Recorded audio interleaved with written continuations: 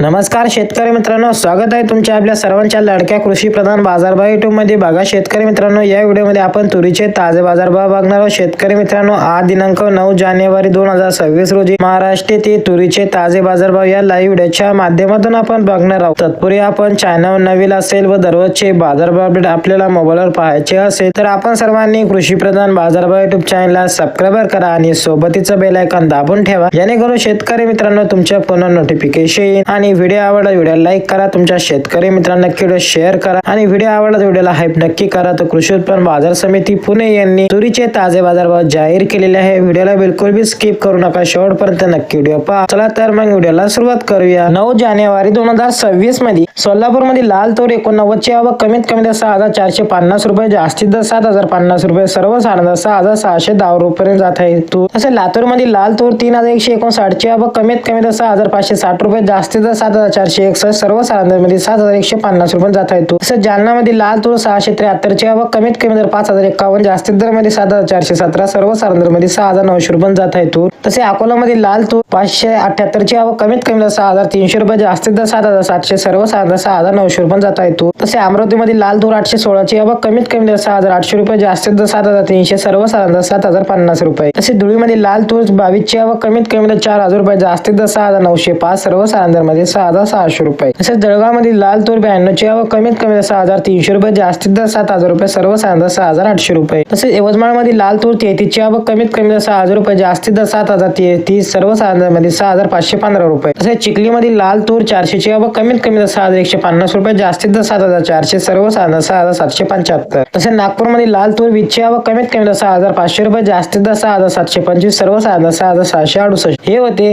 9 जानेवारी 2026 रोजी महाराष्ट्र येथील तुरीचे ताजे बाजारभाव. भेटूया अशा एका नव्या व्हिडिओ मध्ये. तोपर्यंत धन्यवाद.